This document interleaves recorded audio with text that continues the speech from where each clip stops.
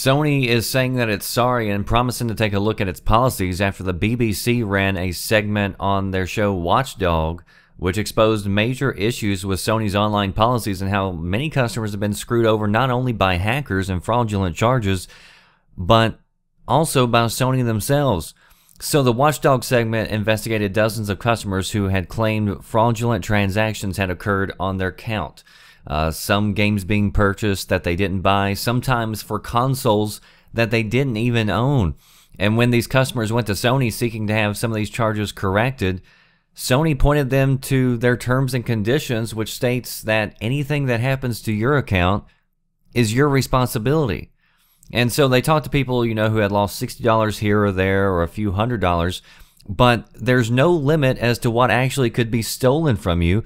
And no matter how big or small the charges are, Sony has repeatedly told customers, tough luck. And it's not like this is a company that shouldn't understand accounts being hacked. I mean, I can't think of a company that has a better, or I guess, should I say, worse track record when it comes to having vulnerabilities in their system. But that's not the worst part of the story, actually.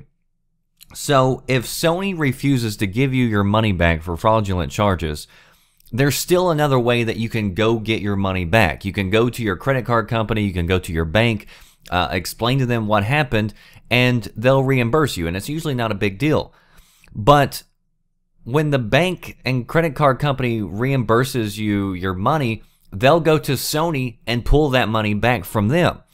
And so they talked to several customers who had went down that route because Sony wouldn't refund the money, so they had to do something, so they went to their bank. But if you do that, that really pisses off Sony. And so what they'll do is basically make your PS4, whatever it is that you're using, useless. So, for instance, they talked to a guy who had 114 pounds stolen. He got a reimbursement from the bank. When he went to go turn on his PS4, he found out that he couldn't access anything online. So he couldn't play games online, and all the games that he had already legitimately purchased from the PSN store, the digital games, none of them would work anymore. So not only did he get screwed over by the hackers, he got screwed over even worse by Sony, and they punished him for trying to get his money back, and by taking everything away that he had spent money on. And Sony says that the ban will stay in place until the customer pays back the money that the bank took from them. Basically, they want you to pay for the hackers' games.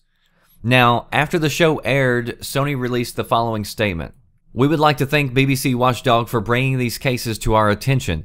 Having reviewed the evidence, we concluded that these appear to be fraudulent transactions, and further, that unfortunately the service received by both Mr. Archer and Mr. LePen, those were a couple of people that were highlighted during this investigation, but they mentioned that they talked to a lot of people during this. It wasn't just these two, but Sony pinpointed these two people out. They said, this fell below the high standards we set for ourselves. We'd like to apologize to them both and notify them that we have taken immediate action to reinstate their accounts and refund the wallet as appropriate. We will also review the investigation process that is applied to allegations of unauthorized account use. We take the safety and security of our customers' accounts very seriously and have a range of industry-leading security measures in place to protect our customers." But when the BBC Watchdog show pressed for a follow-up statement and asked if Sony was going to continue the practice of blocking and banning accounts that had been defrauded, Sony replied with the following: that it would carry on suspending the accounts of customers who say they've been hacked while the investigation claims are looked at. So if you claim that your account's been hacked, they're going to stop everything on your account. And, unless you get featured on a BBC Watchdog, then there's a chance that you may not get it back unless you decide to go ahead and pay up. And, I mean, I guess what's a little surprising is this is a company, that does billions of dollars in sales, and they're acting like this over such tiny transactions. And, I mean, we've been hearing about these stories for years. So this is nothing new. You have heard of people having their accounts hacked, games being purchased, whatever else, and that Sony wouldn't refund their money. And so this has been going on for a long time, but it took BBC doing an expose on it to get Sony to actually respond.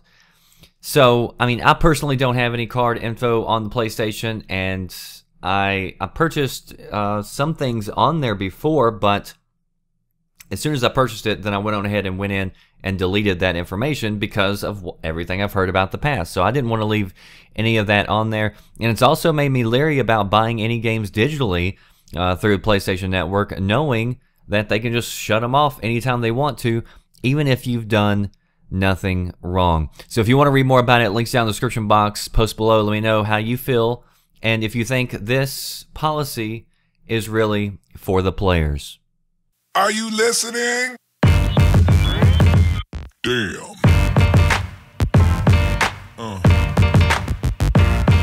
Yeah.